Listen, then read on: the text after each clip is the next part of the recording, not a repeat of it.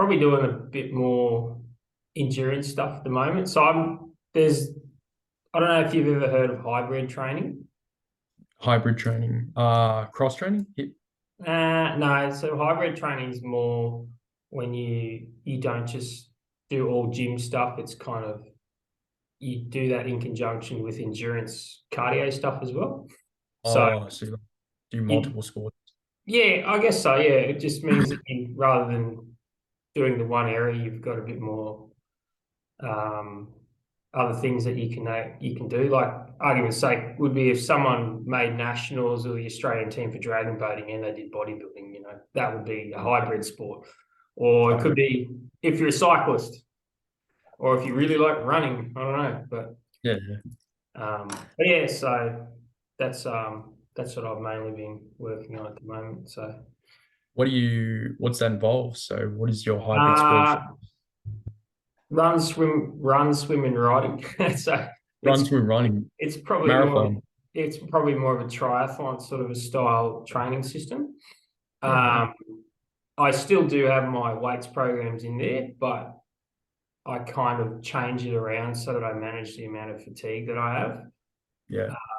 So, argument's sake, like I have two weight sessions at the start of the week, but then I usually back them up in the afternoon with a run or a ride or a swim. Mhm. Um, Get as much pain as there as we can. Well, yeah, like not too much, but enough to get significantly a lot fitter than I was probably 2 or 3 months ago.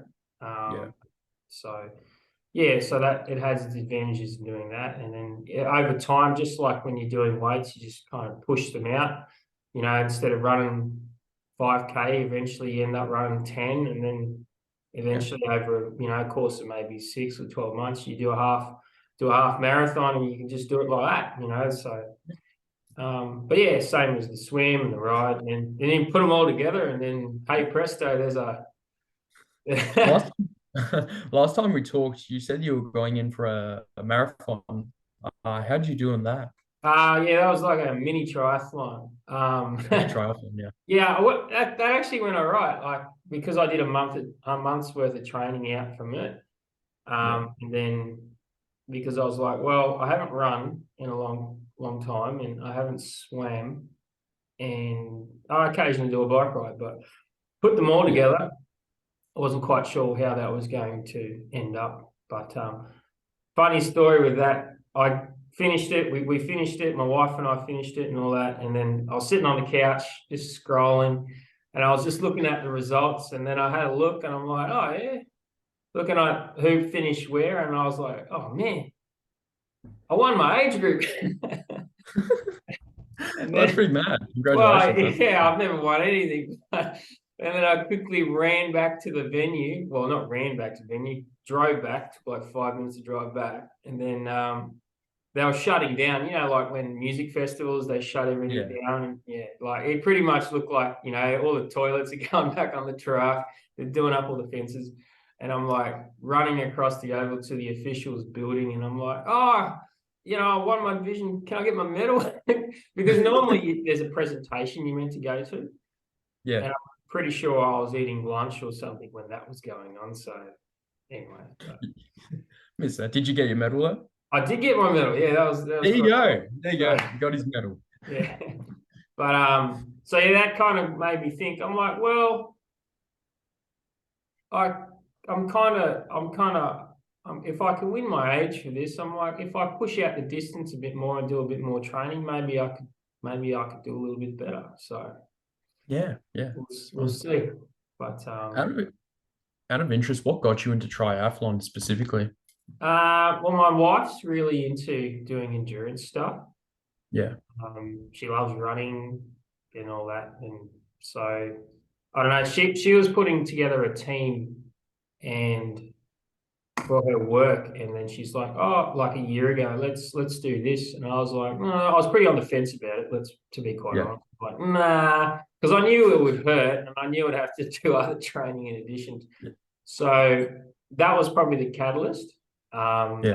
But in saying that, the backstory with the endurance stuff is that I have had a pretty strong running background like 20 years ago, and then Yeah. a pretty strong cycling background. Nothing competitive, but a lot of just recreational stuff.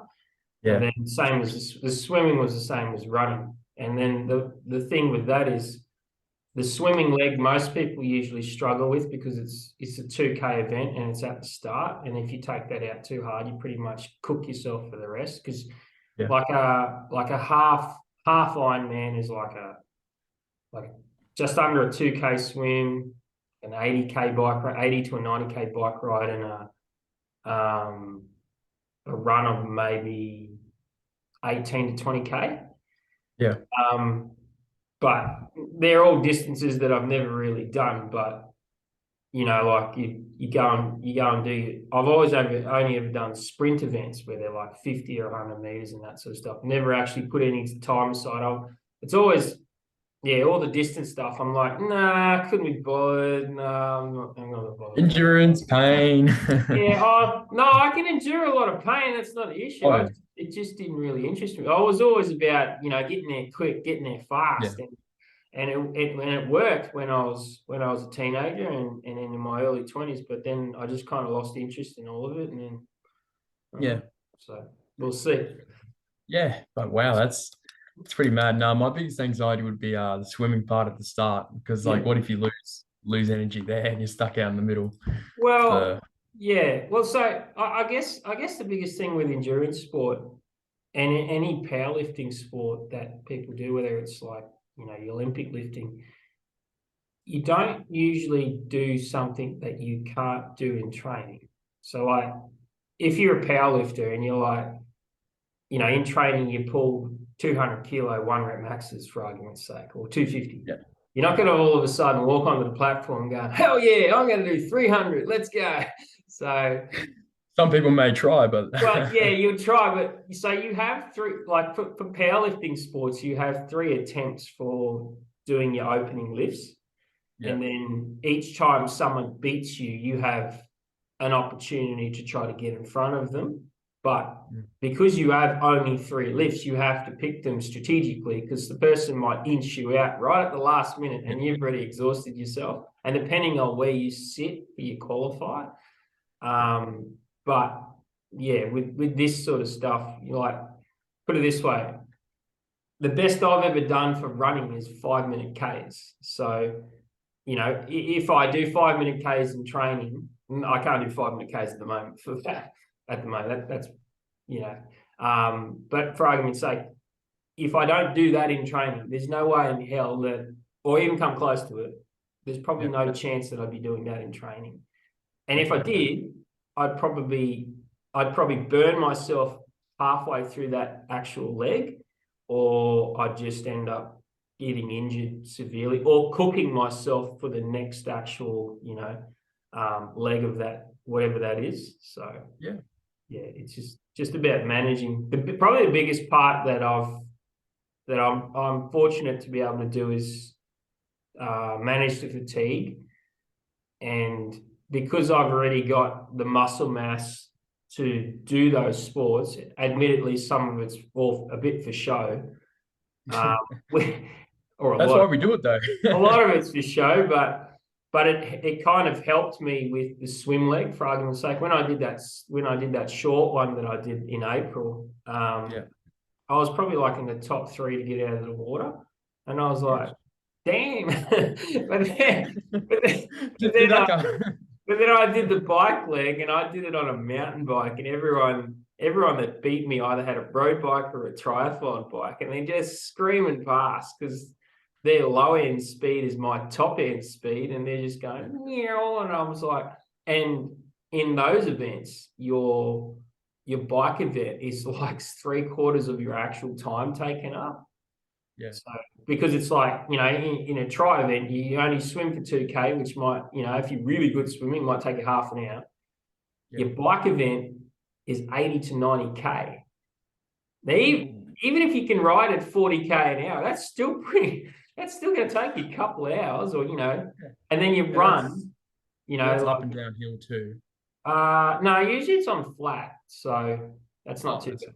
But then That's the what to run is, just under or equal to a half marathon. So it's like somewhere around the 20K mark, which, for a fit person that just runs, they probably can do that in about 2 hours or something. That's still a long time. yeah. But your bike leg, if you can't hold a constant speed on your bike leg, you're just going to smoke people. Like you could actually be middle of the pack on your swim, and then catch them up on the bike ride. So Yeah. but Isn't that interesting though? Because always hear pace yourself, it's a marathon, the old saying. But it's just I mean, one day I'd be terrified to do it, but I kind of want to do one. But well, yeah, like I said, it's with you wouldn't go and do an event that has a 100K or a 50K bike ride when you're not actually conditioned to doing that sort of stuff. yeah, true. Yeah. Yeah.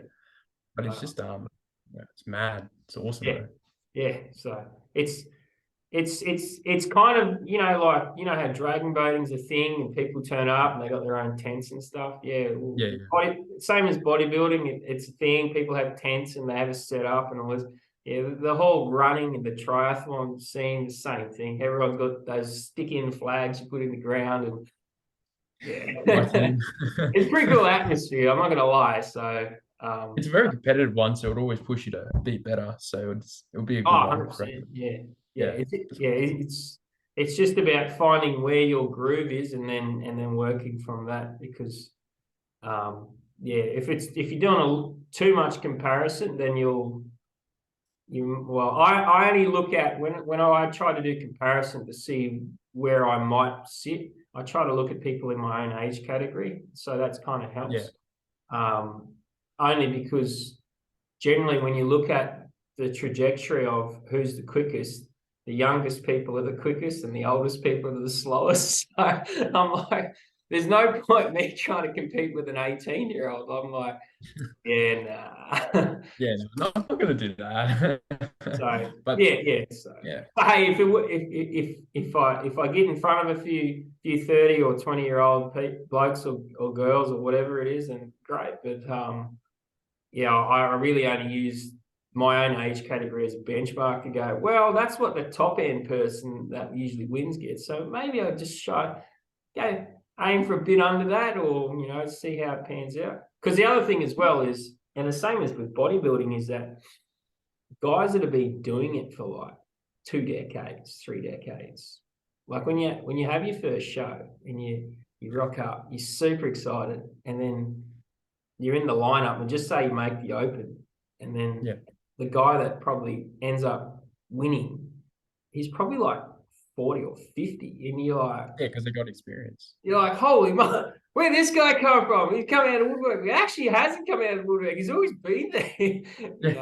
It's just the thing is, it's when it's the first time that you see the person that's probably going to dominate the class, because if you've never seen them on social media, or if you've never seen them in person, then you're like, oh, I didn't know this person existed. So Yeah. but yeah, it's kind of like that, I guess, because with any of those sports, swimming, running, riding, or jiu-jitsu or whatever, the person, the old guy that's probably done it a gazillion times and he can probably do it in his sleep, only needs 6 months to prep for it. It's muscle memory. So, but yeah. Oh, man.